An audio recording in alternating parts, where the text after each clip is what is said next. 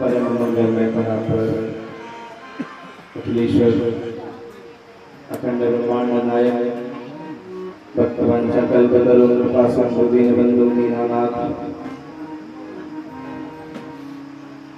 पतित पावन प्रिय परमेश्वर नंदन यशोदानंदन भगवान श्याम सुंदर बद्री विशाल गोपीनाथ जी की अहेतु की अत्यंत अनुग्रह अनुकंपा कृपा का यह प्रत्यक्ष कृपा प्रमाण कृपा प्रसाद आज आप और हम सभी वैदिक विद्वान ब्राह्मण महापुरुषों की पवित्र सन्निधि में संत भगवंत की पवित्र सन्निधि में आदरणीय भक्तिमती माता शक्ति युवा वर्ग एवं सभी भक्तजन भगवत चर्चा के सत्संग दिवस में हम अपने जीवन के उस अलग लाभ को प्राप्त करने के लिए यहाँ उपस्थित हुए कलिवल हारिणी चित्त शोक विनाशिनी श्रीमद् भागवत की मंगलमयी कथा सुना रस धारा को हम पीने जा रहे हैं। वास्तव में यह दिव्य कार्यक्रम खंडूरी परिवार के द्वारा आयोजित यह कार्यक्रम के आयोजिका श्रीमती दमयंती देवी जी, श्रीमती विमला देवी जी, श्रीमती मधु खंडूरी जी, आदरणीय श्री महेश खंडूरी जी, अज्ञत खंडूरी जी, रजत खंडूरी जी, श्रीमती कुसुम खंडूरी जी, श्री संजय खंडूरी जी, अपर मुख्य अधिकारी गढ़वाल में आप आदरणीय श्री संजय खंडूरी जी, वेदांशी संयम खंडूरी, श्रीमती ममता खंडूरी जी, श्री योगेंद्र प्रसाद खंडूरी जी, अखिलेश खंडूरी जी, अनिता खंडूरी, श्री विजय खंडूरी, श्रीमती ज्योति खंडूरी, मनीष खंडूरी जी, दक्ष वेदांत, श्रीमती स्वाति खंडूरी, अजय खंडूरी, श्रीमती ममता खंडूरी जी, राहुल खंडूरी, शिवांश अयाल, आपकी बहनें श्रीमती संगीता पांडे जी, श्री पांडे जी, कुसुम सती जी, मेरी सती जी, रचना जोशी जी, अनिल जोशी जी, अर्चना सती, राकेश सती जी, शीला कल्याल, विजय कल्याल जी, गीता डिमरी, हरीश डिमरी जी, वंदना जोशी जी, इंद्र जोशी जी, रीना डिमरी, संदीप डिमरी, रुचि मुनियाल, श्री ब्रज मोहन मुनियाल जी और आदरणीय श्री ओम प्रकाश बरमौला जी और हमारे मध्य में आदरणीय हमारे चाचा जी आदरणीय श्री लोकनाथ सती जी। इस कार्यक्रम की रूपरेखा को सुसज्जित और अपने आशीर्वाद से अभिषेचित करने वाले ऐसे इस परिवार के, इस कुल के, इस गांव के, इस नगर के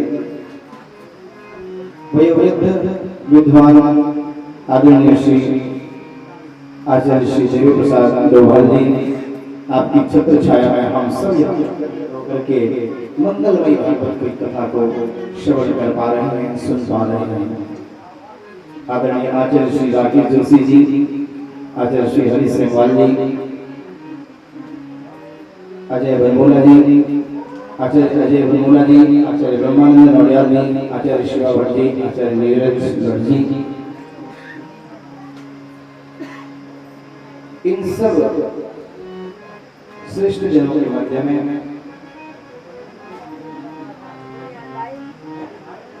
हम अपने जीवन की उस अलग लाभ को प्राप्त करने के लिए यहाँ एकत्रित हुए और मंगलमयी भागवत की कथा को श्रवण करते हैं।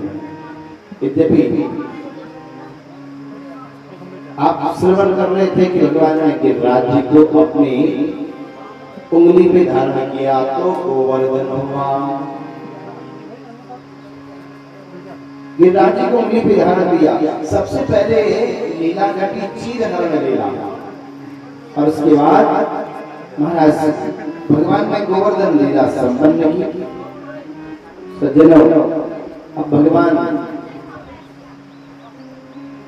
ब्रजमंडल की अपनी जो शिरोमणि लीला है,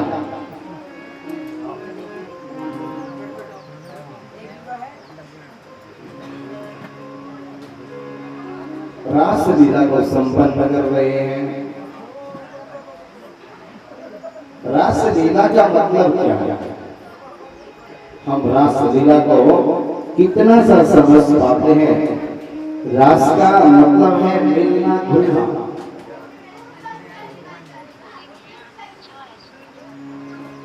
रास का मतलब होता है मिलना घुलना।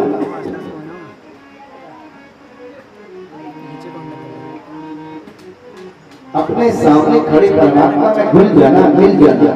हम जब भी रास शब्द को बोलते हैं, रास शब्द को सुनते हैं, तो हमारे चिंतन में एक ही बात प्रकट होती है। एक पुरुष है, बहुत सारी स्त्रियां हैं, वे नाच रहे हैं,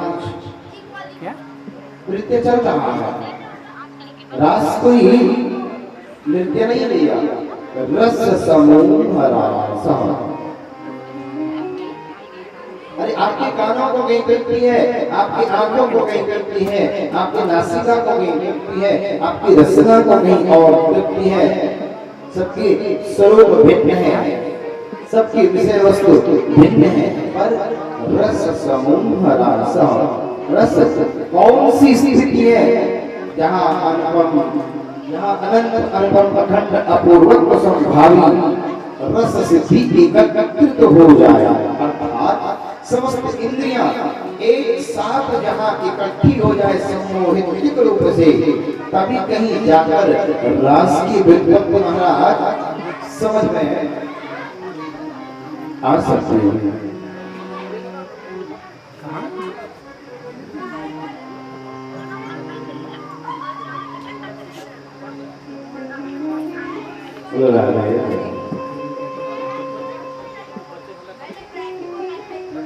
इधर से बहुत सुना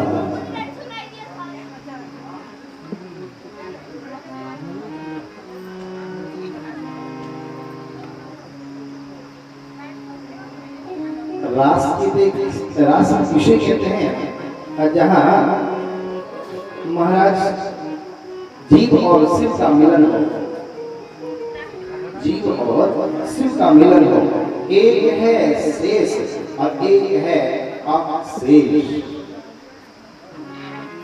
अशेष कौन है? अशेष किसे कहते हैं? भैया कुछ नहीं बचा, सही शेष अभी कुछ बचा। शेष है जीव, अशेष है नारायण। अब महाराज जीव और शेष और अशेष की जो लीला है वही तो रास लीला है। रस समूह रास। एक नर्तक और बहु नर्तकी विशेषो यस्या सह रास। एक पुरुष बहुत सारी स्त्रियां हैं, नृत्य कर रही हैं, पर भैया प्रतिबिंब विभ्रम नर्तकीन रास। यहाँ बिंब अपने प्रतिबिंब के साथ क्रीड़ा कर रहा है। यहाँ बिंब अपने प्रतिबिंब के साथ क्रीड़ा कर रहा है। ऐसे समझो जैसे एक छोटे से बच्चे को, रोते हुए बच्चे को आप किसी एक कमरे में बंद कर दो, उसके चारों ओर दीवारों पर आप शीशे लगवा दो और रोते हुए बच्चे को उस कमरे में बंद कर दो, तब वो क्या करता है? अपने आप को यहाँ से चारों ओर, मतलब एक व्यक्ति बहुत जगह अपने को जब देखता है तो वो उसके साथ क्रीड़ा करने लग जाता है। यहाँ बिंब अपने प्रतिबिंब के साथ में क्रीड़ा कर रहा है। ये बिंब और प्रतिबिंब की लीला है। बहुत से लोग कहते हैं भगवान श्री कृष्ण गोपियों के साथ नाचे थे, हम भी नाचे। अरे भैया भगवान श्री कृष्ण नाचे ही नहीं थे, बल्कि भगवान श्री कृष्ण ने गोवर्धन को अपनी उंगली पे धारण किया। आप 50 किलो का पत्थर उठा के देखो, कमर पर टूट जाएगा। भगवान श्री कृष्ण 101 फन वाले कालिया नाग के ऊपर उन्होंने नृत्य किया। आप एक फन वाले कालिया नाग को पकड़ के दिखा दो। इसलिए भैया कृष्ण लीला अनुकरणीय नहीं है, कृष्ण लीला चिंतनीय है, कृष्ण लीला आस्वादनीय है, कृष्ण लीला दर्शनीय है, अनुकरणीय नहीं है। अतः सबसे पहले भगवान ने चीर हरण किया।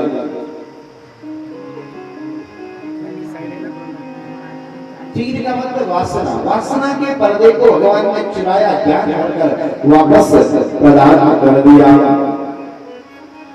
इधर महाराज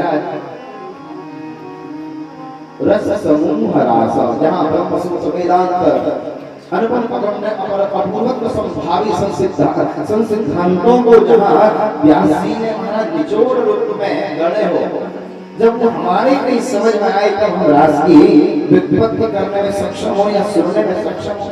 रास की कथा बड़ी अद्भुत दिव्य है कि महाराज अलम विषय वार्ता, हम तो क्या करते हैं, एक एक मुख से कूड़ा उठा के लाए अपने कान में और महाराज अपने मुख से दूसरे के कान में डाल दिया, इसकी निंदा उसके पास, उसके पास, अलग विषय बातें अंदर कोटि भी वत्सया, बस भैया बहुत हो गया, अब नहीं बोले तो अब क्या, कथासृज कथा श्रवोवत, भगवान की कथाओं को श्रवण करो। परंतु ममलालिका पदमनोमज्जत, भगवती राधिका की शीतलों का चिंतन करो।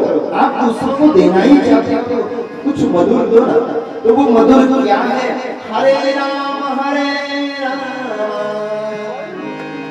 राम राम हरे हरे, हरे कृष्ण कृष्ण कृष्ण हरे हरे। ये भगवान का जो मंगल में नाम है, इसी हम प्रदान करो, दूसरे को प्रदान करो, तो ये मंत्र प्रदान करो राम नाम का। अगर किसी को देना ही है तो ये प्रदान करो, गोविंद का नाम।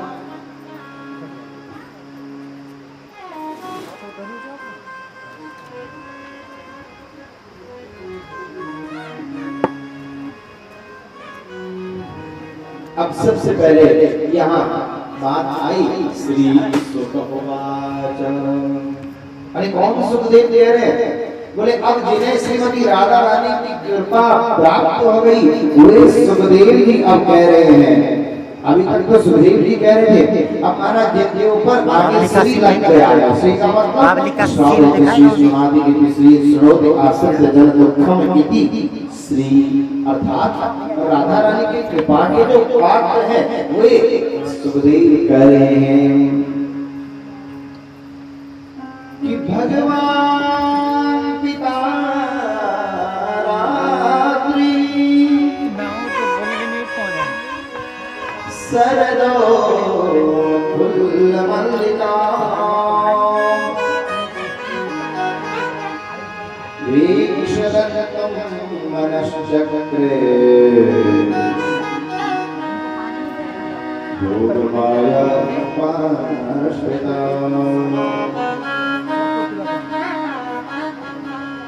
भगवान पिता रात्रि, अरे ये जो रास लीला है ये कौन कर रहा है, स्वयं भगवान, कोई ग्वाला नाटक चोर नहीं कर रहा। यहाँ शब्द आया कि भगवान पिता रात्रि, स्वयं भगवान कृष्ण कर रहे हैं। और महाराज ये रास कहाँ चल रहा है, वृंदावन में। वृंदावन भी अब प्राकृतिक है, बड़ा सुंदर है, अद्भुत है। करने वाले कौन है, गोपियां। करने वाले कौन है, गोपियां। गौ का अर्थ है इंद्रियां, पी का अर्थ है पीना। गोभिः इंद्रिय कृष्ण रसम पिबति इति गोपी। अब देखो रात्रि कौन सी है, भगवान योग माया जो है इसकी व्यवस्था कर रही है। ये वो रात्रि नहीं जो महाराज थोड़ी देर में आएगी और कुछ समय के बाद चली जाएगी, ये वो रात्रि नहीं है, ये नित्य शुद्धा रात्रि है। इसकी उम्र ब्रह्मा जी की उम्र के बराबर है, 1,72,32,800 वर्ष इसकी उम्र है। योग माया जी ने इसकी व्यवस्था कर दी। रास लीला के श्रोता कौन है, वे सब भी प्राकृतिक हैं। स्वयं महाराज नारद, अंगिरा, ऋभु, वेदांति, उद्गारक, बड़े बड़े ज्ञानी महात्मा, अमलात्मा, साधु जन, भोलेनाथ महाराज रोज अन्नपूर्णा के दरबार में जाते और अन्नपूर्णा से कहते हैं कि भिक्षा दे। अन्नपूर्णा भिक्षा प्रदान करती, लेकिन आज गए भोलेनाथ और जैसे अन्नपूर्णा भिक्षा लेकर आई, नहीं नहीं आज हम ऐसे वैसे कोई भिक्षा नहीं चाहिए, आज विशेष चाहिए, स्पेशल चाहिए। अरे वाह, आज पहली बार आपने कुछ मांगा है, बताइए मैं आपको क्या समर्पण करूं? बोले आपका जो नारी का स्वरूप है ना, ये नारी वाला स्वरूप आप मुझे प्रदान कर दो, कुछ दिनों के लिए आप मेरा स्वरूप ले लो ना। महाराज भगवान शिव को अंदर लेकर गई अन्नपूर्णा मैया, पूछा कैसे क्यों? बोले देखो मैं ये पुरुष शरीर से राजस्थली में नहीं जा सकता हूँ, मुझे स्त्री का जो स्वरूप है वो आप प्रदान कर दो। सुंदर महाराज अंदर लेकर गई अन्नपूर्णा मैया, सांप बिच्छू कातर सब निकाल दिए, सुंदर कुंडल पहना दिए, गले में हार सुशोभित कर दिया, पैरों में पायल बिछिया और नथनी पहना दी। महाराज घूंघट करके कटी टिकड़ी बुलंद करते हुए, रुंझुन करते हुए, हाव भाव को प्रकट करते हुए भगवान शिव उस राजस्थली में प्रविष्ट हुए। उसी क्षण महाराज सब चौंक गए। अरे भैया ये कहां से आई है? खारवन से आई है, वृंदावन से आई है, कहां की गोपी है? बड़ी तकलीफ मालूम पड़ती है महाराज। भगवान शिव ने स्वरूप को स्त्रियों का बना लिया, पर चल रहे महाराज पहलवानों की तरह। लक्षण ग्रंथों में बात आती है कि स्त्रियां जो है ना 350 प्रकार से चलना जानती है। भगवान शिव ने स्वरूप स्त्रियों का धारण कर लिया, पर चल रहे हैं पहलवानों की तरह। और जो स्त्रियां हैं वो 350 प्रकार से चलना जानती है, पुरुष केवल 65 प्रकार से चलना जानता है। महाराज चल रहे हैं भगवान शिव राजस्थली में। अब जैसे गए तो वही क्षण विशाखा आगे बढ़ी, घूंघट उठाया। अरे वाह, सुंदर से नथनी भी है, बिंदिया भी है, कुंडल भी लगे हैं, गले में हार भी है, और महाराज साथ ही साथ दो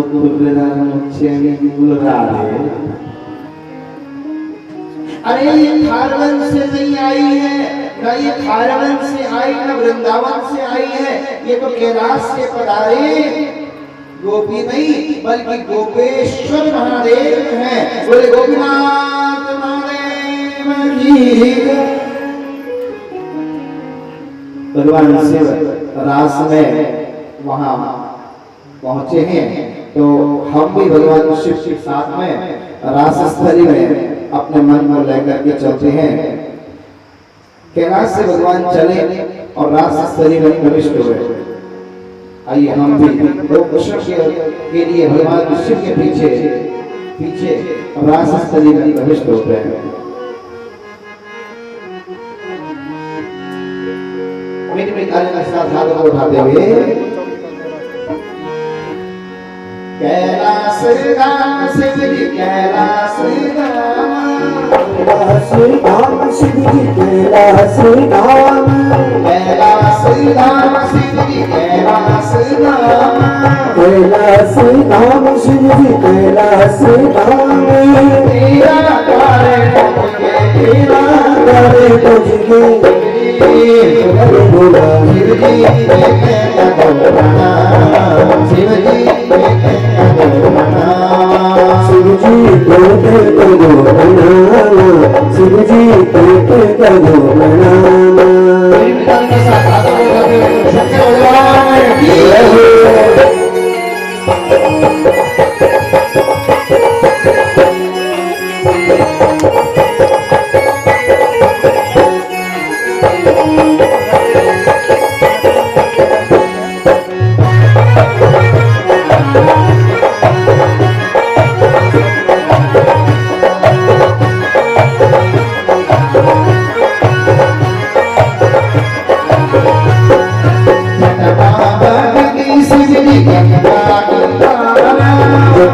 बहती शिव जी गंगा की धार, जटवा बहती शिव जी गंगा की धार, जटवा बहती शिव जी गंगा की धार, कल्याणकारी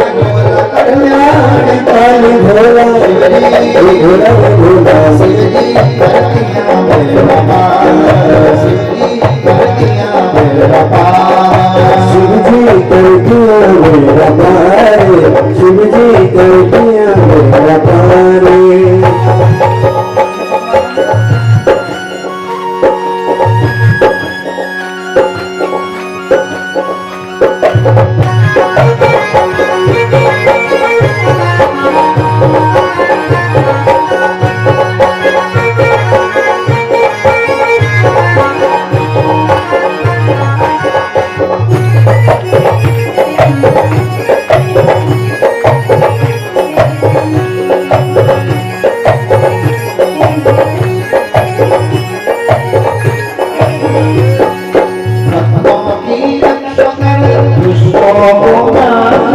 भक्तों की रक्षा कर दो दुष्टों को नाश, भक्तों की रक्षा कर दो दुष्टों को नाश, भक्तों की रक्षा कर दो दुष्टों को नाश। ऊंचा पर्वत मरेगा भोला भोला शिव जी मरो शिव जी मरो शिव जी तुम्हारो झूलनासा, शिव जी तुम्हारो झूलनासा।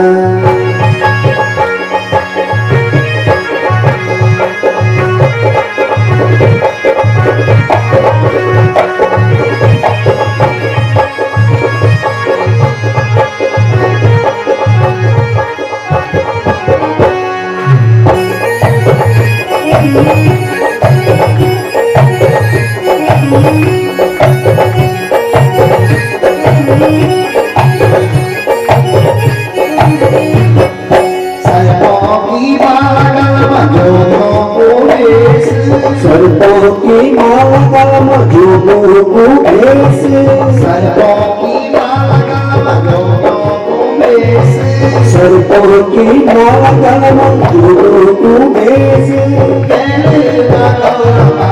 कैले माता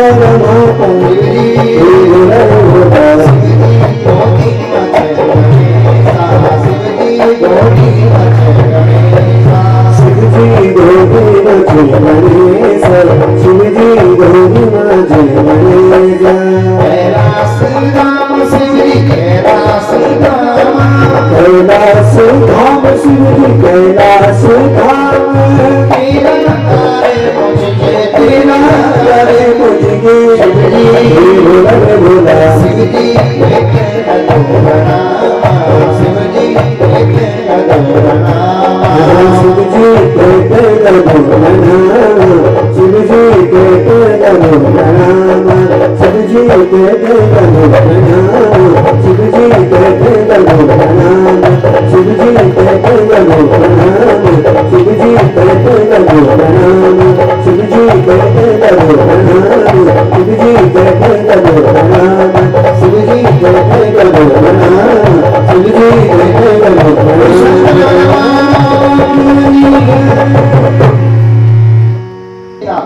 तो विदुर जी का क्या वंश था, पर इन सब के ऊपर कृपा हुई। इसलिए इस दुनिया में एकमात्र मेरा गोविंद है जो नहीं देखता कौन काला है कौन गोरा है, उधर रखना थाली, कौन काला है कौन गोरा है। गोपियां भगवान की सन्निधि में जा पहुंची और गोपियां जब भगवान के पास में जाती है ना, तो अपने सारे संबंधों का परित्याग करके जाती है कि अंतर हृदय भगवती सहसे मृगांगना। सारी गोपियां आज भगवान के सामर्थ्य में आकर एकत्रित हो गई और भगवान ने आती हुई गोपियों को देखा तो स्वागत किया। स्वागतम विमान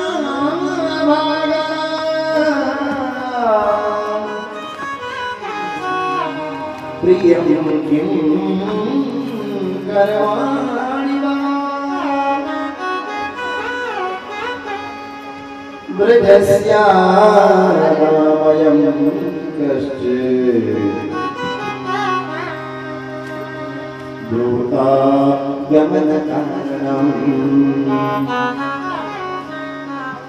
आइए आइए आइए, स्वागत है आपका। सब तुम्हें है, सब पधारो, स्वागत है। भगवान सब गोपियों का स्वागत कर रहे हैं। सारी गोपियां भगवान के सानिध्य में एकत्रित हो गई। पर ये बताओ, इस रात को आप मेरी पास में क्यों आए हो?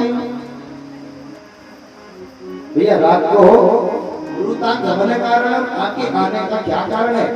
ये देखो, रात के समय पे जो है ना, भ्रमण नहीं करना चाहिए। जाओ घर में, ओहो अच्छा जमुना जी के दर्शन करने आए थे, कर लिए, आप जाओ। रात को भ्रमण नहीं करना चाहिए, जाओ वापस जाओ घर में। सब आपकी प्रतीक्षा कर रहे होंगे कि भ्रमणात् पूज्यते राजा, भ्रमणात् पूज्यते विप्रा, भ्रमणात् पूज्यते योगी, भ्रमन्ते स्त्री विनश्यति। स्त्रियों को भ्रमण नहीं करना चाहिए रात को, इसलिए जाओ वापस जाओ। सब घर में आपकी प्रतीक्षा कर रहे होंगे। इतना कह के भगवान मौन हो गए। भगवान मौन हो गए। अब महाराज गुरुदेव सुखदेव कहते हैं, श्री शुक उवाच इति विप्रयमाकर्ण्यं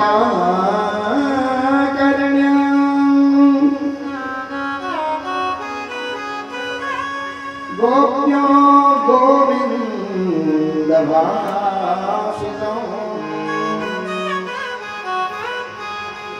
विषण्णा खिन्नमनसा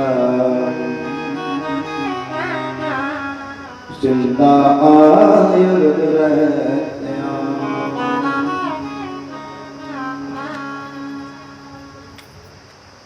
समस्त गोपियां चिंतित हो गई। गोपियों की आंखों से अश्रुधारा बहने लगी। गोपियां कहती हैं, हे गोविंद, हमें नहीं पता था आप इतने कठोर हैं, इतने नृशंस भी कभी कह सकते हैं, हमने कभी सोचा नहीं था। पहले एक तो बंसी को बजाया, हम सबको बुलाया, हम सब आ गए, तब कह रहे हैं द्रुतागमन कारण, आपके आने का क्या कारण है ये पूछ रहे हो। अरे प्रेमियों के लिए तो सबसे बड़ा विष यही होता है, एक तो बुला लिया और फिर पूछ रहे तुम क्यों आए हो। अब महाराज गोपियों ने कहा, तुम तो काले कलोटे हो, कौन तुमसे प्यार करेगा? भगवान ने कहा, मैं तो गोरा हूं, पर लोग कहते हैं मुझे काला तो आपने बनाया। हमने? हाँ, एक तो अपनी आंखों के नीचे इतने मोटे मोटे काजल लगा लेते हो और फिर आंखों में मुझे बंद कर लेते हो, इसलिए मैं काला हो गया हूँ। सर्वारकानां च समस्तचौरम्। अरे लाला, तुम ना एक नंबर के दिल चोर हो, कौन तुमसे प्यार करेगा, कौन तुमसे प्रेम करेगा? तो क्यों आई हो इस रात को? ये गोविंद एक कारण से आई है। हम आपके एक गुण पे रीझ गए। कोई आपसे प्रेम कर लेना तो आप उसे निभा लेते हो, बस ये गुण हमें पसंद आया और हम आपके इस गुण पर रीझ गए। अच्छा गोविंद, एक बात बताओ, गोपियां पूछ रही है जब भगवान ने कहा क्यों आए हो वापस चले जाओ, पहले तो बंसी बजा के बुला, अब पूछ रहे क्यों आए हो फिर वापस जाओ। अब गोपियां कह रही है गोविंद एक बात बताओ,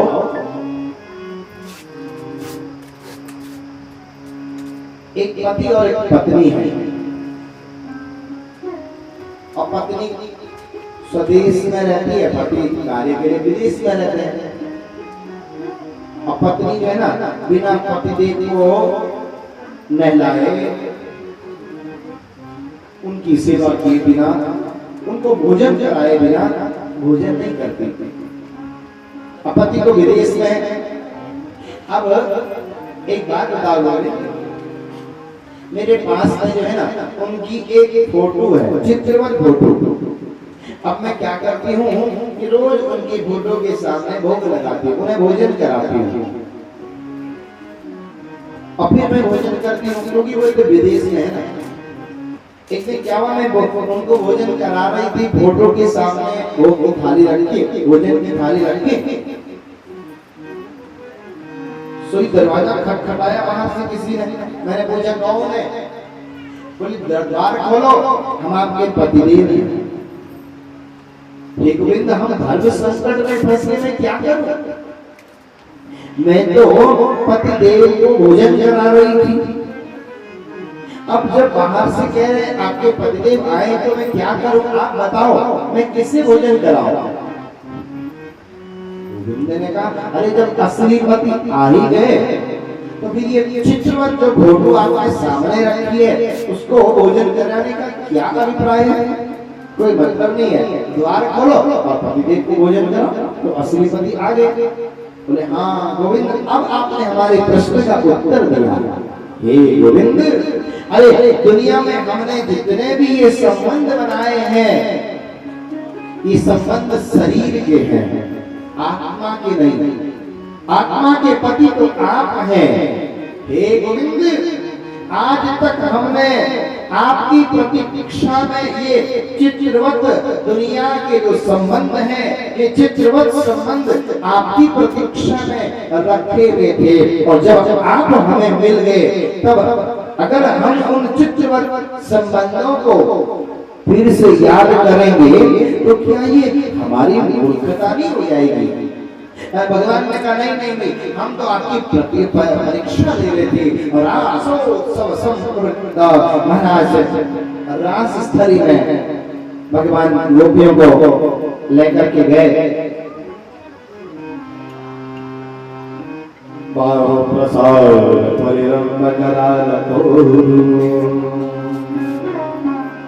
अद्भुत रास चल रहा है। उसी समय एक गोपी के मन में भाव आया, देखो जिसके एक इशारे पर पूरी दुनिया नाचती है, वो आज हमारे इशारे पर नाच रहा है। हमारे इशारे पर, बस क्या सौभाग्य हमारा। इतना सुनते ही गोविंद गोपियों के बीच से अंतर्धान हो गए। बताओ मैं इन गोपियों को किस रस से की ओर लेकर के जाना चाहता हूँ, और ये अभी भी अपने सौभाग्य पे अटकी हुई है। भगवान वहां से अंतर्हिते भगवते सहस्रजानना,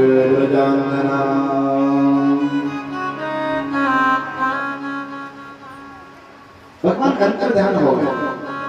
अब गोपियां भगवान को जगह जगह ढूंढ रही है, जंगल जंगल में ढूंढ रही है, जंगल जंगल में भटक रही है। ऐ अशोक के वृक्ष, तेरी इतनी लंबी ऊंचाई है, क्या तुमने मेरे श्याम सुंदर को देखा है? ऐ भौरों, क्या तुमने हमारे श्याम सुंदर को देखा है? अरे यमुना जी कल तक तुम श्वेता की, आज श्यामा कैसी हो गई? लगता है श्याम ने तुम्हें पार किया होगा।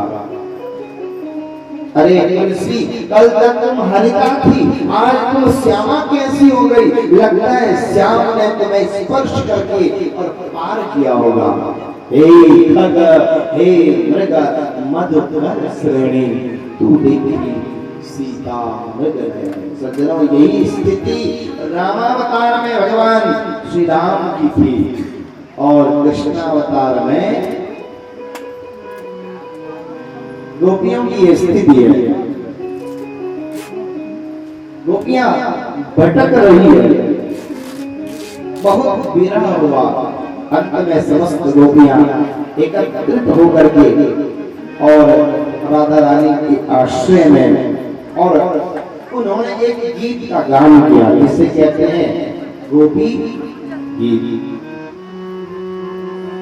गोपी गीत का गान किया। जयति देविकं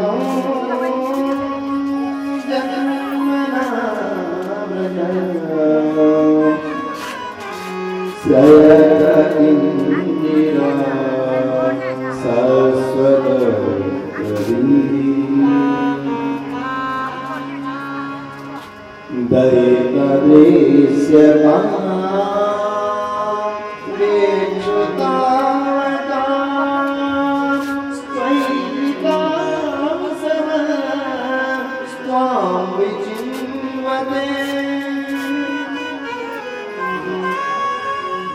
तव कथामृतं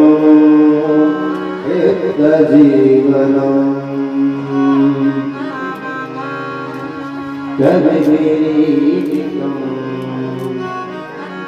कलमशापहम् श्रवणमङ्गलम् श्रीमदाततम्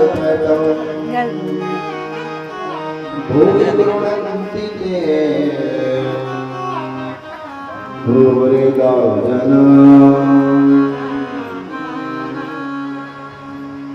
गोपियां कहते हैं, हे गोविंद तव कथामृतं तप्त जीवनम्। अरे आपकी कथा ही है, इतनी अमृत है, इसने हमें जीवन प्रदान कर दिया और तप्त जीवन। अरे हम तो अच्छे खासे अपने घर में बैठे हुए थे, अपने घर में थे। एक दिन रास्ते से चलते हुए हमने देखा अंदर वो हल्ला सुनाई पड़ रहा था और हम अंदर चली गई। और जैसे ही अंदर गई तो हमने देखा एक आचार्य सुंदर सी कथा कह रहे थे और हम वहां जाकर बैठ गए। सुनते रहे सुनते रहे सुनते रहे और जब आंख खुली तो न घर का रास्ता पता न घर का वास्ता पता। हे गोविंद, हम तब से लेकर आज तक आपके विरह में भटक रही हैं, हम आपके लिए भटक रही हैं।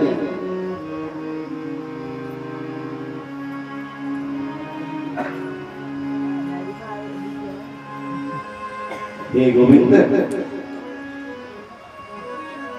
यदि आपको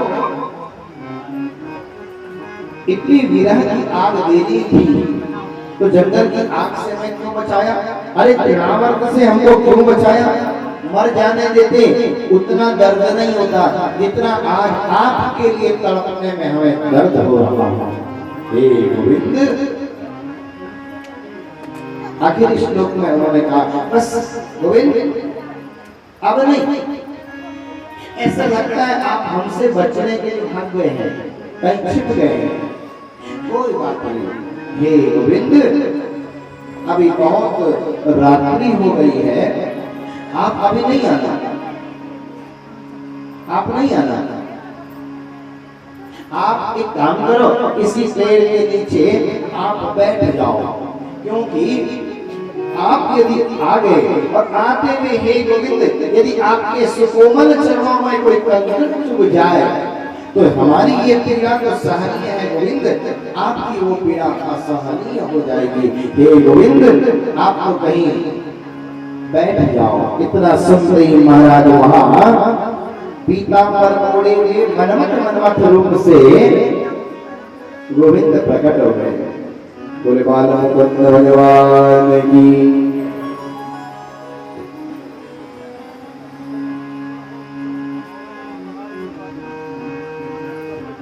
बड़ी अद्भुत जब यात्रा हुई तो लगता है सब थके बोल रहा है नींद आ रही नहीं, अब किसी को नहीं आ रही, जो आ भी रही थी ना वो भी हो जाए। अब नींद का नाम ले दिया ना तो सोच रहे नहीं हमको तो नहीं देख लिया, सोच रहे नहीं हमने देखा नहीं किसी को, कोई सो रहे हमने देखा ही नहीं। राधे राधे। देखो अब थोड़ी देर किसी को नींद आने वाली नहीं है।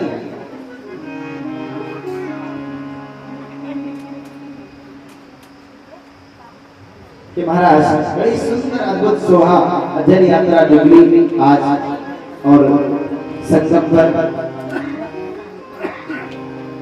मां अलकनंदा पिंडर का पावन अंतर और व्रत स्नान सुंदर एकदम जल यात्रा स्नान। ऐसा कहते हैं पदे पदे परिपूज के व्य सत्यो सुविदादि फलम लगाती। इस यात्रा का महत्व ये कि इसके पीछे जितने आपके कदम गए ना तो पदे पदीया परिपूज के सत्यो स्वमेधादि अश्वमेध यज्ञ के समान फल को प्रदान करने वाला है। तो सब आज पुण्य के भागी बने। भागवत जी की छत्र छाया में सबने माँ गंगा का स्पर्श किया और अपने जीवन के उस अलग लाभ को प्राप्त कर धन्याति धन्य हुए।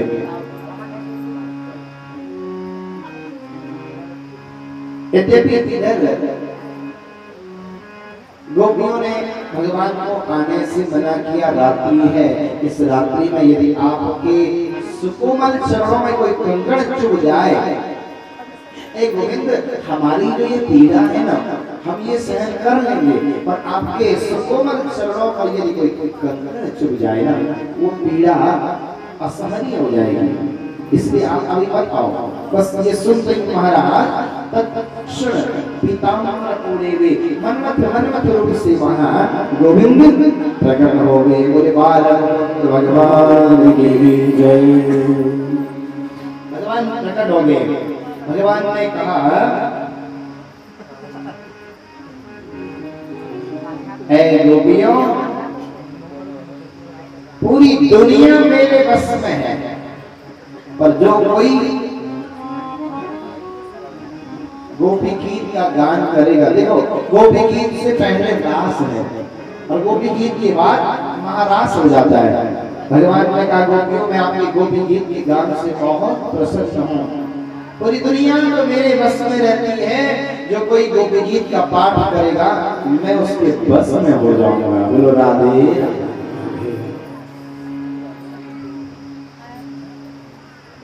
गोपी गीत से पहले रास है और गोपी गीत के बाद महारास है। पादन्यासे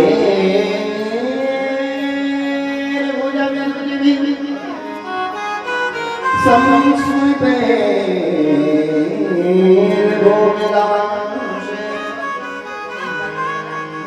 बद्यम मध्ये चलकुटपटे कुंडले कुंडलोले सुत्यन्य मुख्य कवररसना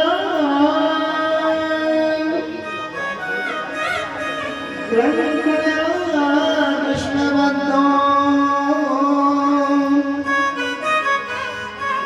गायन्त्यस्तं परिपतिवता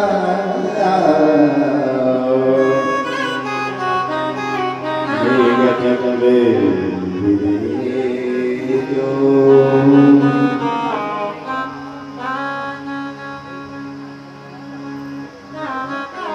बड़ा अद्भुत वहाँ मंगलमय रास चल रहा है। अंगना मंगना अंगले रंगना माधवो माधवम चांदरे रंगना विद्यमाकल्पिता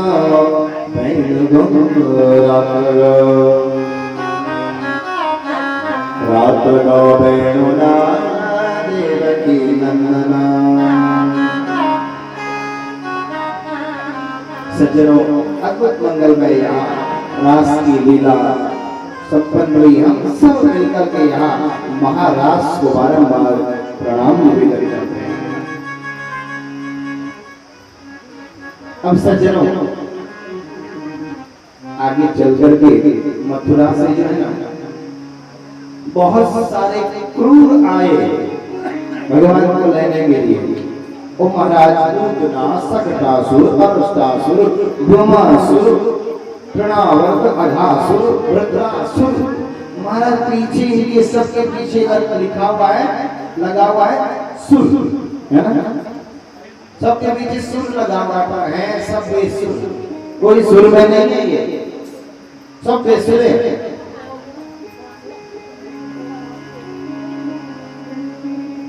तब कंस ने भगवान को लेने के लिए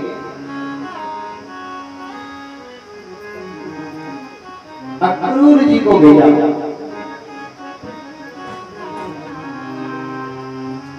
अक्रूर जी को भेजा।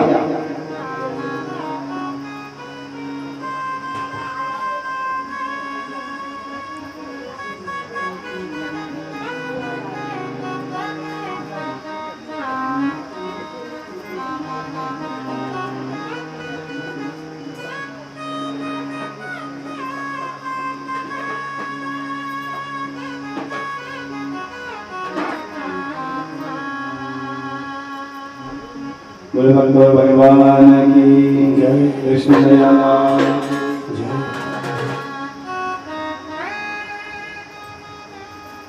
हमारे मंदिर में उपस्थित हैं आदरणीय श्री डॉक्टर प्रभुलाल जी और आदरणीय श्री पुरोहित जी। मैं चाहूँगा व्यासपीठ पे आए आदरणीय श्री प्रभुलाल जी।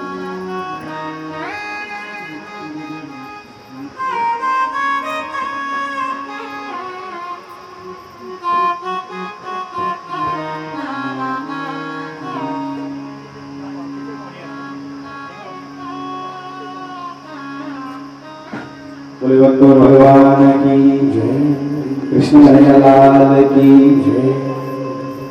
सज्जनों, मथुरा मंडल से बहुत सारे क्रूर आए, इन सब से काम नहीं चला।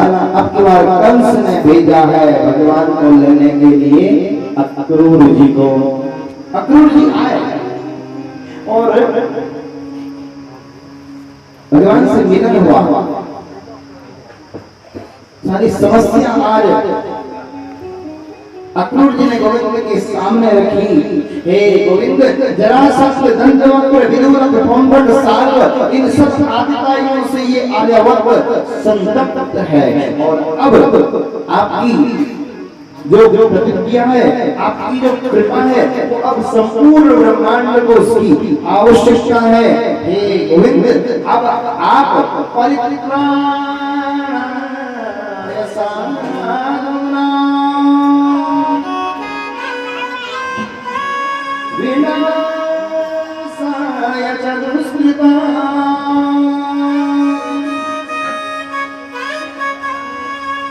अपने इस सूत्र के द्वारा अब आप अपनी लीला से इसे चरितार्थ करो और आताइयों से इस पृथ्वी को निरंतर कर दो। दूसरे दिन चलने का समय सुनिश्चित हुआ। गोविंद रथ में सुसज्जित है, मैया यशोदा वल्लभ व्याप्त है। समस्त गोपियां मार्ग में आ गई।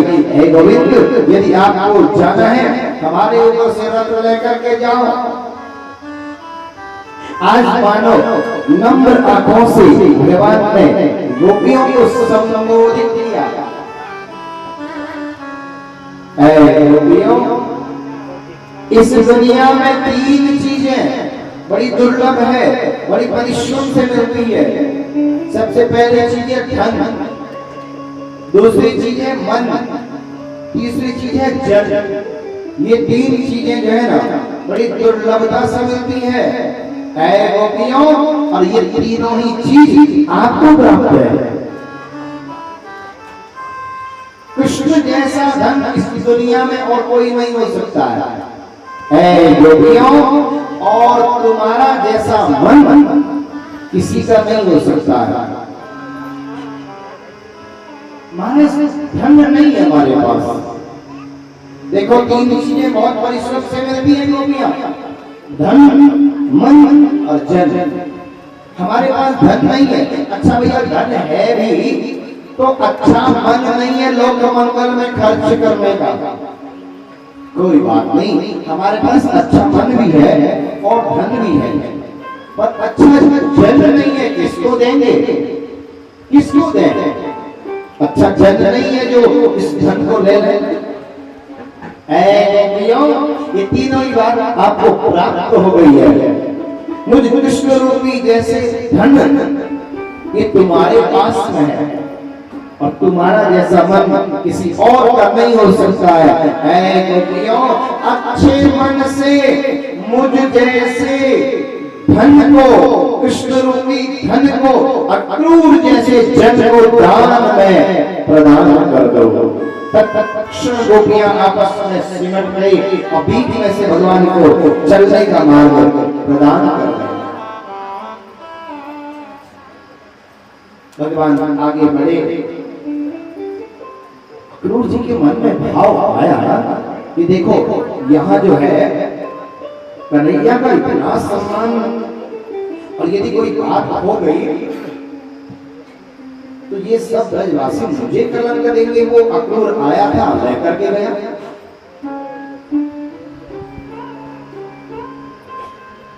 सज्जनों सबसे सब कुछ छिपाया जा सकता है, गोविंद से कुछ छिपाया नहीं जा सकता। तत्क्षण अक्रूर जी के मन में आगे चलकर स्नान का भाव पैदा हो गया। एक सरोवर था, अक्रूर जी सोचे कि मैं जाकर स्नान कर लेता हूँ। वो स्नान के लिए सरोवर में गए और देखा कि वही रथ एक ऊपर है और एक सरोवर के अंदर है। सरोवर के अंदर जो है वो चतुर्भुज रूप में है। वहां समझ गए बड़े नारायण को क्या हो सकता है। स्नान करके वापस आए, मथुरा मंडल में पहुंचे, अक्रूर जी की विदाई हुई। मथुरा में माधव आज मामा की ओर अग्रसर है। पहले भगवान ने अपने मित्र मंडली को भेज दिया था, जाओ भैया। मित्र मंडली मथुरा मंडल पहुंच चुकी थी, और जैसे कन्हैया पहुंचे मित्रों ने कहा, हे लाला, ओ कन्हैया, अरे आपने तो हमको बताया ही नहीं, ये मथुरा इतना सुंदर है, इतनी बड़ी बड़ी इमारतें। अरे हम तो ये वही पुराने कपड़े पहन के हमको भी कुछ बताते तो हम भी मारा जरा हीरो बनते। कन्हैया ने कहा कोई बात नहीं, चलो। तो महाराज भगवान लेकर गए घाट पे। ये था ना धोबी, कंस के वस्त्र धोता था, राजसी वस्त्र, राजसी वस्त्र धोता था। अब भगवान ने कहा भैया वस्त्र धो। वो महाराज ये डंडा लेकर भगवान के पीछे दौड़ा और भगवान ने एक मुष्टिक प्रहार किया, ये गदा प्राण हो गया। ये वही धोबी है रामावतार वाला। आज भगवान ने इसका भी उद्धार कर दिया। अब महाराज राक्षसों के कपड़े लिए, वाल वाल छोटे छोटे, लो भैया ये आप पहनो, ये आप पहनो, सबको वितरित कर दिए। अब महाराज ने बड़े कपड़े कि एक बाजू में ना चार चार मित्र घुस गए। ओ कन्हैया। अब महाराज सुदामा नाम का माली था, माली वो आया और भगवान ने सुंदर उसके हाथों से कंठ में मालाएं स्वीकार की, धारण की। आगे और चले तो तीन जगह से तेरी ये कुब्जा आवे। आती हुई कुब्जा को भगवान ने दूर से देखा और कहा, ऐ सुंदरी, जोर से कह रहे हैं, आवाज दे रहे हैं, ऐ सुंदरी। दाऊ भैया साथ में चल रहे थे और महाराज को होली मारी। दाऊ भैया ने कन्हैया को, तुम्हें लज्जा नहीं आती है? अरे वो तुम्हें कहां से सुंदरी दिखाई दे रही है? उसका उपहास उड़ाते हैं। तो तीन जगह से देवी है, उसका उपहास करते हो। बोले दादा मैं जो कर सकता हूं मैं वही कहता हूं। ऐ सुंदरी, क्या आप हमारे माथे पर चंदन का लेपन कर सकती हैं क्या? और ये बहुत सुंदर चंदन लगाती थी, और कंस जो है ना इसी से चंदन लगवाया जाता था। कुब्जा आई, बोले अरे गोविंद, यदि आज ये चंदन आपके माथे पर नहीं लगेगी तो भला कहाँ लगेगी? तत्क्षण भगवान ने उसे चंदन धारण की, सबने उसे चंदन धारण की, और भगवान ने उसके पैर के अंगूठे के ऊपर अपने पैर का अंगूठा रखा, उसकी ठोड़ी पे हल्का सा झटका दिया, 3 जगह से टेढ़ी कुब्जा एकदम महाराज बड़ी बड़ी बड़ी कामनी कंचन को परास्त कर देने वाला सौंदर्य आज भगवान ने उसे प्रदान कर दिया। कुब्जा के पर भगवान की मंगलमय कृपा परिवर्षित और आगे। तो ये धनुष था, धनुष यज्ञ का। उसी समय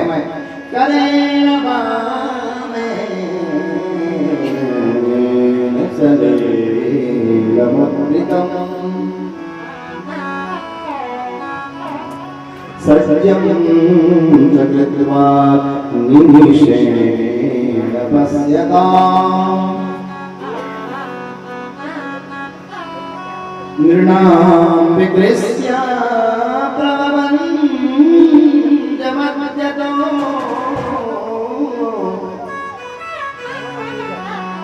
यदोक्षुदण्डं मदयोरुग्रमा।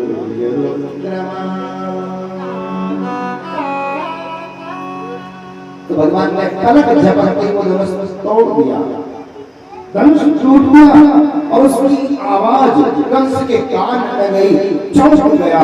सवा दरबार लगा हुआ था, आज साक्षात काल को आते हुए कंस ने देखा।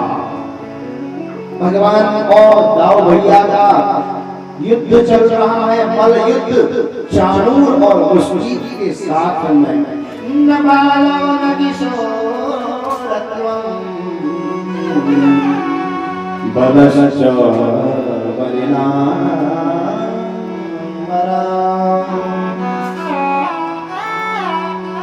लीलयेभ्यो हतौ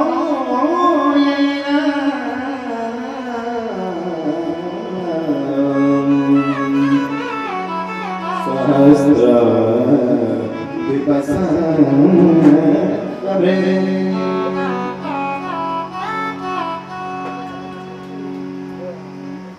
भगवान और दाऊ भैया ने इन दोनों का उद्धार किया। तत्पश्चात कन्हैया मामा कंस के पास में जा पहुंचे और कहा, मामा जी प्रणाम। ओम महाराज आज सारे प्रणाम में परिणाम नजर आने लगे। कंस चौंक गया, उठ गया और कहा, देख देखो कन्हैया, तुम मुझे नहीं मार सकते हो। कन्हैया ने कहा, वाह मामा जी वाह, आज आपने सच कहा, मैं किसी को नहीं मारता हूँ, बल्कि उसको उसके कर्म ही मारता है। तत्क्षण महाराज भगवान ने उसकी चोटी पकड़ ली और घसीटते हुए सीढ़ियों से नीचे आया, वैसे ही पृथ्वी पर उसे पटका, वो गदर प्राण हो गया। कृष्ण लाल की जय। निर्विष्य कर्णनिवरे हरतो लकातम रूपम दृशां दृशिमता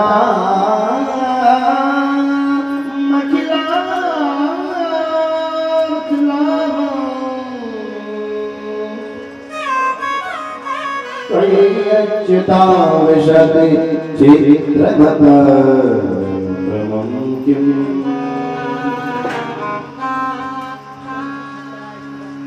रुक्मिणी ने भाव संबद्ध लिखे हुए पत्र को लिपिबद्ध किया और अपने गुरुदेव कुल पुरोहित को प्रदान कर दिया।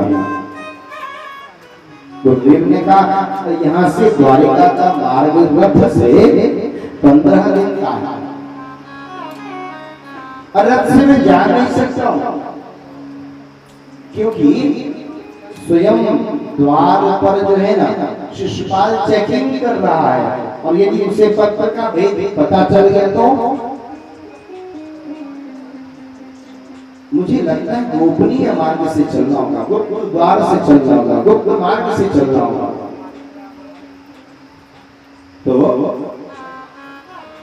जब रथ से 15 दिन का है तो गुप्त मार्ग से जाने कब पहुंचूंगा। रुक्मणी ने कहा गुरुदेव बस आप धाम की ओर बढ़ना प्रारंभ करो, कृपा होगी धाम आपके पास में होगा। आज शुभ संकल्प को लेकर गुरुदेव चले हैं। चलते चलते चलते चलते सुबह से शाम हो गई। अभी द्वारिका का कोई पता नहीं। गुरुदेव थक गए, बुढ़ापे का शरीर है, थक गए। एक पेड़ के नीचे सिलाकर पत्थर पे बैठ गए और सज्जनों बैठे बैठे बैठे हुए नींद आ रहा है। और बुढ़ापे में नींद नहीं पता, बैठ के ज्यादा अच्छी आती है, सो के लेट के नहीं आती। गुरुदेव सो गए। आंख जब खुली तो देखा तो द्वारिका के द्वारपालों ने जाकर भगवान को संदेश प्रदान किया कि कुंदनपुर के कुलगुरु पधारे हैं। भगवान अपने आसन से खड़े हो गए, ब्राह्मण देवता देवता का स्वागत कर रहे हैं। पधारिए गुरुदेव पधारिए। हे गोविंद आपके शिष्यों में बारंबार प्रणाम निवेदन करता हूँ। कुंदनपुर की राजकुमारी का अंतरंग पत्र आपकी सेवा में लेकर आया हूँ। हाँ, और इस विषय में हम आपसे एकांत में चर्चा करना चाहते हैं। भगवान ने कहा बताइए हमें, कुंदनपुर की राजकुमारी ने अंतरंग पत्र में क्या लिखा है। गुरुदेव उच्चारित कर रहे हैं, क्या लिखा है पत्र में कि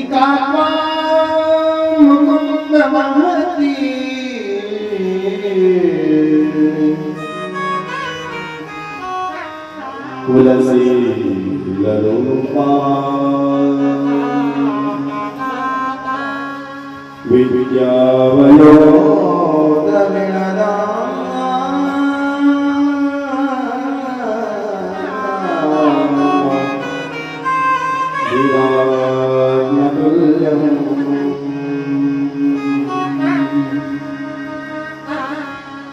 धीरापतिं कुलवती नवनीत कन्या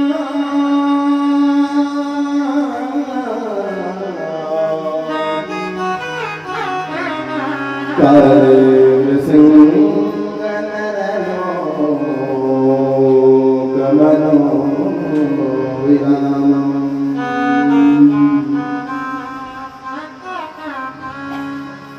द्वारिकाधीश भगवान श्री कृष्ण, मैंने बचपन से ही श्री देवर्षि नारद जी के मुखारविंद से आपके गुणों को श्रवण किया और सुनते ही मैं आपके गुणों पर रीझ गई।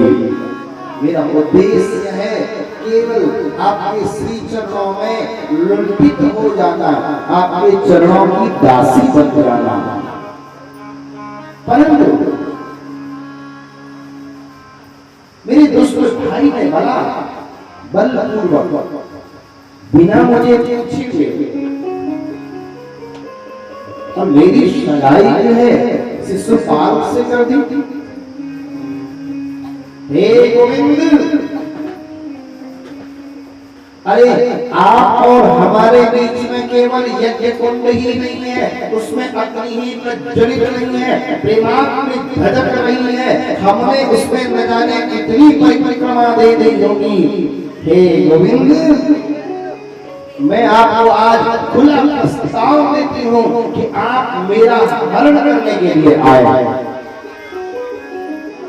और मेरे हरण के लिए सबसे उपयुक्त स्थान है उमा मंदिर। हमारे यहाँ नियम है कि जब कन्या का विवाह होता है तो वह सबसे पहले उमा मंदिर उमा पूजन के लिए जाती है। उमा मंदिर मेरे हरण के लिए सबसे उपयुक्त स्थान है।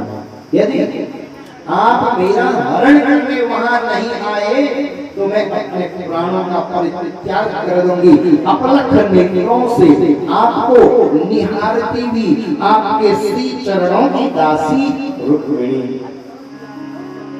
भगवान अपने आसन से खड़े हो गए, भगवान के आंखों से अश्रुपात हो गए। भगवान ने उद्धव से कहा, क्या मुझे रुक्मिणी हरण के लिए रथ और सेना मिल सकती है क्या? उद्धव ने कहा, किससे पूछ रहे हो? मेरी तो आपके साथ में दो संबंध है। एक तो मैं इस द्वारिका का महासेनापति हूं और दूसरा मैं आपका मित्र हूं। बताओ किससे पूछ रहे हैं? तब भगवान ने कहा, मैं द्वारिका के महासेनापति उद्धव से पूछता हूं, क्या मुझे सेना और रथ मिल सकते हैं? उद्धव ने कहा, बिल्कुल नहीं मिल सकते। अरे रुक्मिणी हरण करना आपका कोई पर्सनल विषय है, राज्य का इसमें क्या हित होने वाला है? यदि हम ऐसे ही सेना देते रहे, सेना समाप्त हो जाएगी, तो राज्य कैसे चलेगा? अच्छा, मैं अब अपने मित्र उद्धव से पूछता हूँ, क्या मुझे मिल सकते हैं? बोले, मित्र को सब कुछ समर्पित है। तत्क्षण भगवान ने संकल्प लिया, एक सुंदर सा रथ वहां प्रकट हो गया। अब महाराज वो रथ की बड़ा अद्भुत और उसका सारथी भी बड़ा दिव्य, वो भी चंद्रभुज वाला, 4 हाथ वाला, 4 हाथ वाला दारू। भगवान रथ में सुसज्जित हुए, दारुक ने वायुवेग से रथ को बढ़ाना आगे प्रारंभ किया। अभी द्वारिका की सीमा पार नहीं हुई, जैसे कुंदनपुर की सीमा में प्रविष्ट हुए, भगवान ने दारुक से कहा, भैया अब सावधान रहना। दारुक सावधान हो गया। भगवान ने कहा, देखो आगे से कोई जो है ना, कोई जनाना रथ यदि आ रहा हो तो उस पर आधिपत्य कर लो। पहले जमाने में रानी महारानियां जब चला करती थी, एक रथ पे कहीं बैठेगी तो 10 रथ पीछे खाली होंगे, 10 आगे खाली होंगे। अरे भैया, रथ का पहिया कोई पंचर हो जाए तो क्या रानी प्रतीक्षा करेगी? दूसरे रथ में बैठ के आगे की ओर चल देगी। दारुक से भगवान ने कहा, कोई जनाना रथ यदि मिल जाए ना, उस पे आधिपत्य कर लेना। जनाना रथ एक आ रहा था, ओ महाराज दारुक ने इधर से वायुवेग से अपना रथ बढ़ाया और टकरा दिया उस पे। हम महाराज दो ड्राइवर लड़ने में कितनी देर लगी? बोले, तू अंधा है? बोले, मैं अंधा नहीं, तू अंधा है। दोनों आपस में लड़ रहे हैं। महाराज दारुक ने उसको पकड़ा और पेड़ पर बांध दिया। भगवान ने कहा, इस रथ पर अपने घोड़े जोत दो।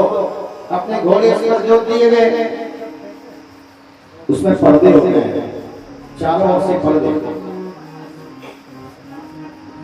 भगवान रथ में सुसज्जित हुए, उसके पर्दे गिरा दिए गए। भगवान ने दारुक से कहा, अभी एक और काम रह गया, इसको नीचे उतारो और इससे जो है ना सैल्यूट मारना भी सीख लो। ये रथ के कागज पत्तर भी सब ले लो, क्योंकि आगे जो शिष्यपाल है ना, वो स्वयं आरटीओ की चेकिंग कर रहा होगा और गाड़ी के कागज पत्तर नहीं होंगे तो फिर तो चालान हो जाएगा। इसलिए इससे आप सारे कागज पत्तर ले लो, सैल्यूट मारना भी सीख लो। दारुक ने से सैल्यूट मारना भी सीख लिया, सारे कागज पत्तर ले लिए। अब महाराज भगवान रथ में सुसज्जित हैं, उसके पर्दे गिरा दिए गए। रथ आगे बढ़ा, जैसे ही मुख्य द्वार पर पहुंचा, शिशुपाल स्वयं चेकिंग कर रहा था आने जाने वालों की। क्यों? क्योंकि वो जानता था, वो माखन चोर वाला, वृंदावन वाला, वो चैन से नहीं बैठने वाला द्वारिका में, वो कुछ भी कर सकता है।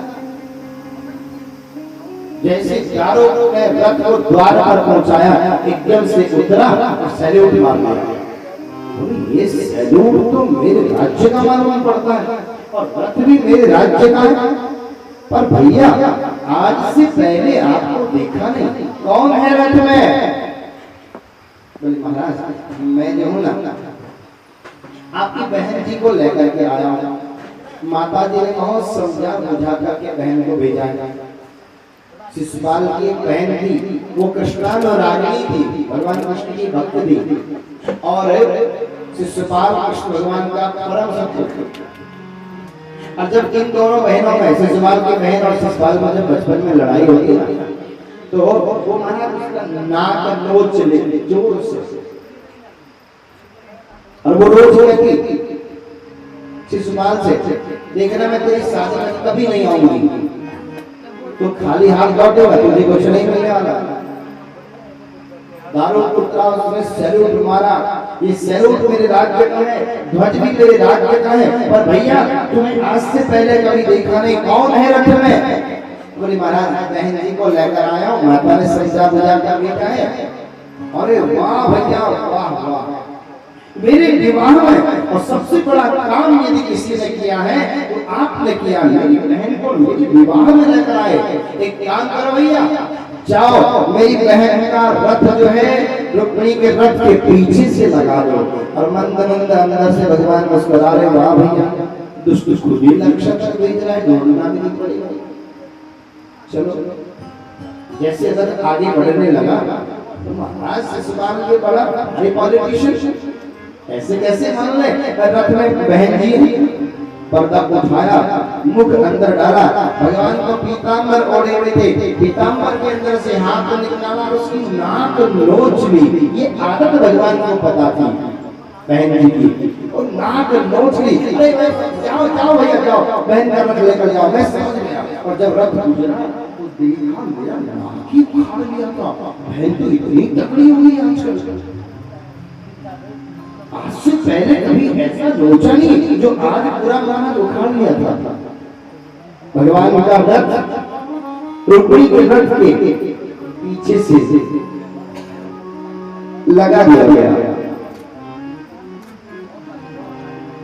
अब महाराज बड़ी सुंदर सी शोभा यात्रा रुक्मिणी जी के महल से उमा मंदिर पर चली। उस मार्ग के चारों तरफ नंगी तलवारें लिए कटिबद्ध सैनिक खड़े थे। आगे से जय जय घोष करते हुए भाले लेकर सैनिक चलते थे, उनके पीछे ढोल बजते थे, उनके पीछे घोड़ों के ऊपर नंगी तलवारें लिए हुए सैनिक चलते थे, उनके पीछे धनुष के ऊपर प्रत्यंचा चढ़ाए हुए सैनिक चलते थे, और उनके पीछे बड़ी बड़ी नर्तकियां नृत्य करती हुई चलती थी। उनके पीछे बड़े बड़े राजा महाराजा अमलाता साधु जन महाराज दान को लुटाते हुए चले जाते थे, और उनके पीछे रुक्मिणी का रथ, और उनके पीछे स्वयं शिशुपाल की बहन बने हुए भगवान श्री कृष्ण का रथ चलता जाता था। सज्जनों ये मंगलमय शोभा यात्रा उमा मंदिर तक पहुंची। रुक्मिणी के नीचे उतरी, मंदिर में गई, पुजारी जी कहते रौली चढ़ाओ, वे मौली चढ़ा देती, पुजारी जी कहते पुष्प चढ़ाओ, वे अक्षत चढ़ा देती। मानो उनके अंदर उथल पुथल सी थी। आज मां कात्यायनी ने उन्हें अभय वर प्रदान किया हो कि ऐ रुक्मिणी आप गाय को इतना अधीर होती है, अरे आपसे कई ज्यादा अधीर तो शिशुपाल की बहन बने हुए भगवान द्वारिकाधीश हो रहे हैं। रुक्मिणी जी बाहर आई, परिक्रमा मार्ग में हल्का सा घूंघट उठाया, देखा ये शल्य के राज्य का ध्वज है, ये पौरव के राज्य का ध्वज है, ये शिशुपाल के राज्य का ध्वज है। मुझे कहीं भी द्वारिका का ध्वज नजर नहीं आता। क्या द्वारिकाधीश मेरा हरण करने नहीं आएंगे? क्या मुझे उनके चरणों की दासी बनने का सौभाग्य प्राप्त नहीं होगा? अधीर हुई रुक्मिणी ने अपने उस घूंघट को पलटा दिया, वहां से अनंत सौंदर्य प्रकाशित हुआ। जो सैनिक घोड़ों के ऊपर प्रत्यंचा चढ़ाए गए थे, उनकी चुटकी जरा ढीली पड़ गई, उस सर्व से जाकर बाण सैनिक को लग गया पीछे से। जो हाथियों के ऊपर नंगी तलवारें लिए हुए सैनिक चलते थे, उनके हाथ से तलवार छूट गई। पैदल चल रहे सैनिकों को तलवार लग गई। अरे भैया, वार पीछे से क्यों करते हो? वार करना है तो सामने से करो। महाराज सैनिकों में युद्ध छिड़ गया। भगवान ने दारुण से कहा, चलो भैया सही समय रथ आगे बढ़ाओ। और जैसे रथ आगे बढ़ाया, भगवान ने रुक्मिणी से कहा, आओ रुक्मिणी आओ, हम तुम्हारा यहाँ इंतजार कर रहे हैं। उस उत्तरीय अवस्था का परित्याग कर भगवान की संगति में आज रुक्मिणी दी गई। भगवान वही कृष्ण दारुण में वायु वेग से रथ को आगे बढ़ाया। भगवान ने कहा, बस भैया विषय वस्तु हमारे पास में है, अब ऐसे कायरों की तरह भागना उचित नहीं है।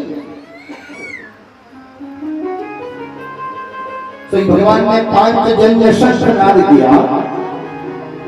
अरे पुंडरक सल्व शिशुपाल दंतवक्र, तुम सबकी मौजूदगी में मैंने अपनी प्रियतमा भार्या की घोषणा कर दी। शिशुपाल ने कहा, ऐसे को लड़ना बंद करो। देखो देखो, वो ग्वाला माखन चोर वृंदावन वाला मेरी पत्नी को चुरा कर लेकर जा रहा है। भयंकर युद्ध हुआ, भीषण युद्ध हुआ। कब तर्कस से बाण निकल जाता, कब संधान हो जाता, कोई पता ही नहीं चलता। रुक्मिणी जी देख रही हैं, ये दिखने में बड़े सुंदर है, बड़ी मक्खन मलाई है, और इतनी युद्ध कर रहे हैं। असल में जब उनके मसल्स को देखूं, मारा हाथ लगाती है, अगर तो हमारा विश्वास चूक गया। शत्रु भी जय जयकार करते, वाह भैया वाह, हमने देखा है धनुष चलाते हुए महाराज अर्जुन को, कर्ण को, गदा चलाते हुए महाराज गदा योद्धा दुर्योधन को, भीम को। इस जैसे गदा योद्धा, इस जैसे धनु योद्धा हमने आज तक नहीं देखा। शत्रु भी जय जयकार कर रहे हैं। भगवान युद्ध कर ही रहे थे, दाऊदिया आ गए, है कन्हैया, अरे कम से कम हमको तो बता दिया होता, अकेले ही चले आए। बोले क्या बताऊं भैया, सही समय पर पहुंचा। अगर मैं 1 मिनट लेट हो जाता भैया, सब व्यवस्था गड़बड़ हो जाती। अरे इस दुनिया में कोई यदि है जो समय से आता है तो एकमात्र है गोविंद। नहीं तो इस दुनिया में बहुत से लोग हैं, या तो समय से पहले आते हैं या समय के बाद आते हैं, और एक सही समय पर जो आता है वो गोविंद है। जाओ कन्हैया जाओ, तुम बहू को लेकर जाओ, मैं सब देख लूंगा। हाँ भैया, अब तो दादा आगे कोई चिंता की बात नहीं, चलो भैया चलो। भगवान ने रथ आगे बढ़ाया तो ये आ गया रुक्मिणी, सेना को लेकर आ गया रुक्मिणी का भाई रुक्मिणी। और महाराज भगवान उतरे, तलवार हाथ में रख ली। भगवान उतरे रथ से, दौड़ पड़े उसको, पकड़ लिया रुक्मिणी को। रुक्मिणी को जैसे पकड़ा, रुक्मिणी के पीछे से दौड़ी, भगवान के चरण पकड़ लिए। बोले हे गोविंद, आज जो है ना आप मेरे विवाहोत्सव के इस अवसर पर जो है मेरे भैया को छोड़ दो, इनकी हत्या मत करो। अरे बोले मैं हत्या नहीं कर रहा था, मैं इन्हें मार थोड़ी नहीं रहा था। बोले और क्या कर रहे थे आप? बोले मैं तो ये देख रहा था कि आप लाठी गूंगी तो नहीं, लाठी है ना, कुछ बोलेगी नहीं। अरे जब मैं युद्ध कर रहा था, शत्रु भी जय जयकार कर रहे हैं, तुम जय जयकार तो करती नहीं, पीछे से गुदगुदी और कर रही थी। मुझे लगा ऐसा लाठी होगी, गूंगी होगी। चलो कोई बात नहीं, अच्छी पत्नी मिली मुझे, लाठी गूंगी मिल गई, कुछ बोलेगी, खूब काम करवाऊंगा,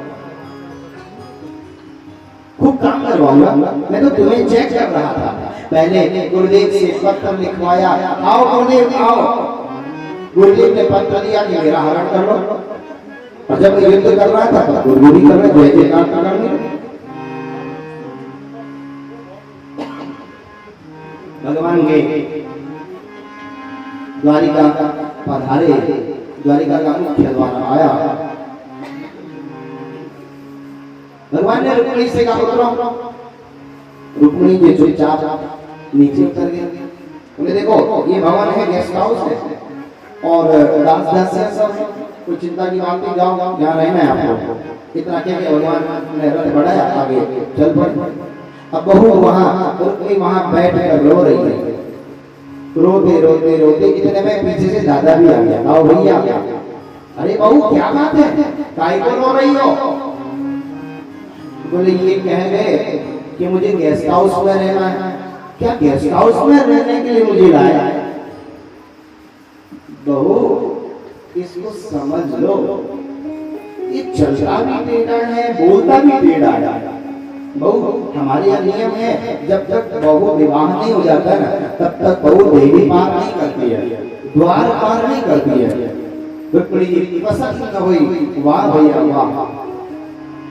रुक्मिणी जी प्रसन्न हुई। अब विवाहोत्सव की तैयारियां चल रही है। विवाहोत्सव की तैयारियां चल रही है। उग्रसेन सिंह को इनको निमंत्रण दे दिया गया, सूचना प्रदान कर दी गई। उग्रसेन जी ने कहा नहीं भैया ऐसा नहीं हो सकता है। अरे ये द्वारिका जो है केवल कन्हैया की नहीं, संपूर्ण द्वारिका कन्हैया की है। एक काम करो सारी द्वारिका को सजा दो, केवल आदि द्वारिका नहीं बल्कि आदि द्वारिका वधु पक्ष से, आदि द्वारिका वर पक्ष से पूरी द्वारिका को सजा दिया गया। रुक्मिणी उसका श्रृंगार चल रहा है, देवी रुक्मिणी का श्रृंगार चल रहा है, बड़ा सुंदर श्रृंगार हो रहा है। सखियां आई हैं, दास दासियां आई हैं, वे उन्हें सुंदर सजा रही है, मेहंदी लगा रही है। तो आइए रुक्मिणी मंगल की इस दिव्य ज्ञान में हम अपने मन को लेकर चलते हैं। तत्पश्चात विवाहोत्सव की गाथा में आगे प्रवेश करेंगे।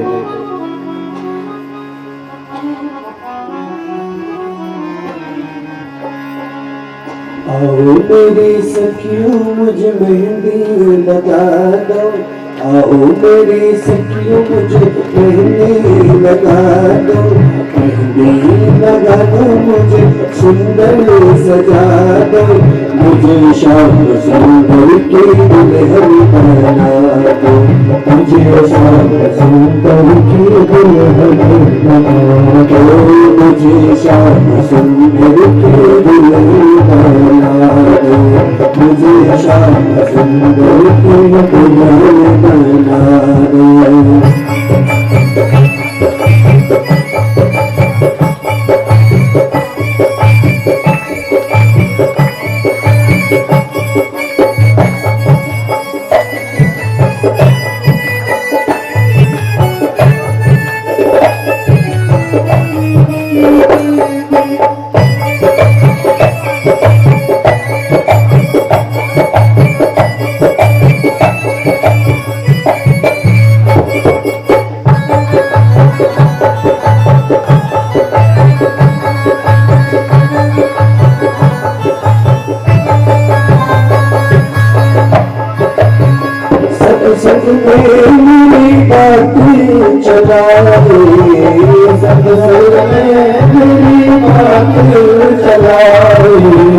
सतगुरु ने मेरी कीनी सगाई, सतगुरु ने मेरी कीनी सगाई, सत्संग में मेरी बात चलाई, सतगुरु ने मेरी कीनी सगाई, उनको बुला के हट पूरा तो करा दो, उनको बुला के हट पूरा तो करा दो, बच्चे श्याम सुंदर की दुल्हन बना दो, मुझे श्याम सुंदर की दुल्हन बना दो, मुझे श्याम सुंदर की दुल्हन बना दो, मुझे श्याम सुंदर की दुल्हन बना दो।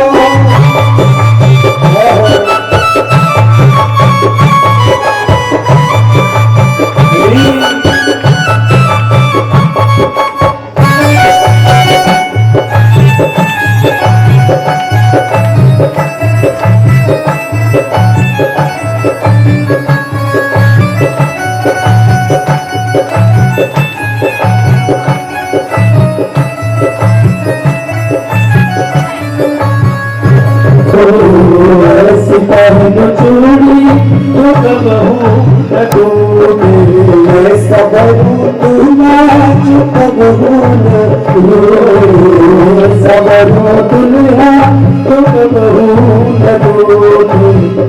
अपन सुहाग की दुनिया लगा दो, सुहाग की दुनिया लगा दो, मुझे श्याम सुंदर की दुल्हन बना दो, मुझे श्याम सुंदर की दुल्हन बना दो, मुझे श्याम सुंदर की दुल्हन बना दो, मुझे श्याम सुंदर की दुल्हन बना दो।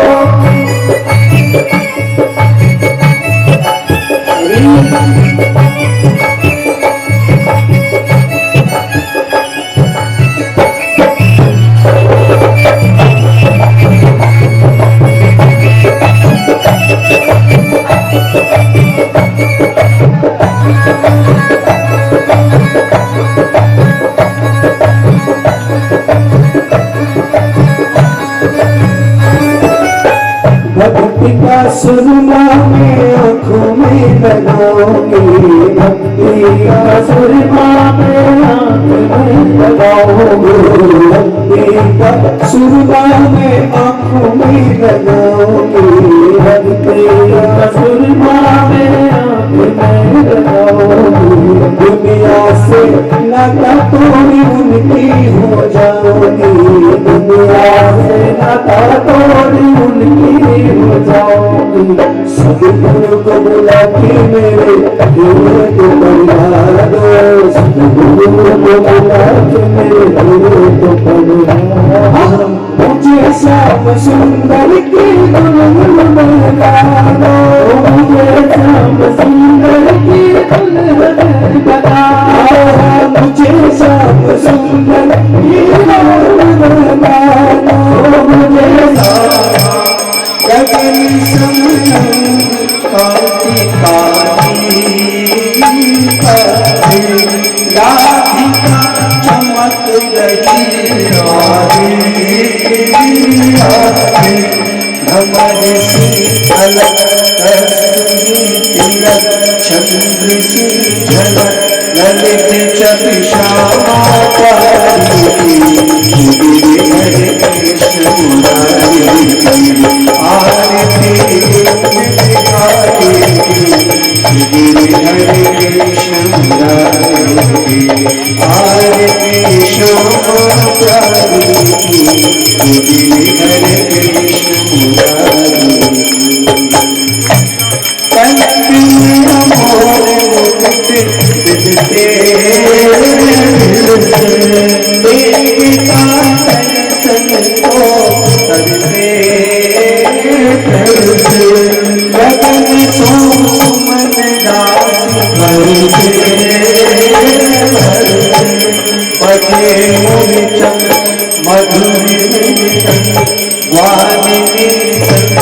अतुलरति गोप कुमारी हरे कृष्ण मुरारी आरती कुंज बिहारी श्री हरे कृष्ण मुरारी आरती श्यामा प्यारी श्री हरे कृष्ण मुरारी जहाँ पे प्रकट भरी गंगा पंछी किनारे स्मरणते हो बसते चांदनी चंद कटक भव तेरे सुनते में उठारी हरे कृष्ण मुरारी आरती कुंज बिहारी हरे कृष्ण मुरारी आरती श्यामा प्यारी हरे कृष्ण मुरारी कर्पूरी गौरम करुणावतारम सदा वसंत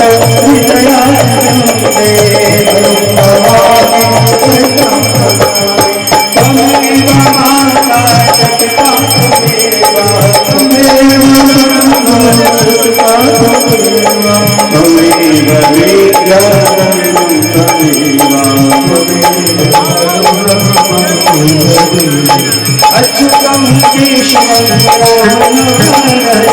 कृष्ण दामोदरं वासुदेवं हरे श्रीधरं माधवं गौरवं जानकी नायकं रामचन्द्रं भजे रुक्मिणी नायकं कृष्णचन्द्रं भजे हरे राम राम राम हरे हरे हरे कृष्ण कृष्ण कृष्ण हरे हरे हरे राम राम राम हरे हरे हरे कृष्ण कृष्ण कृष्ण हरे हरे हरे राम कृष्ण राम हरे राम हरे कृष्ण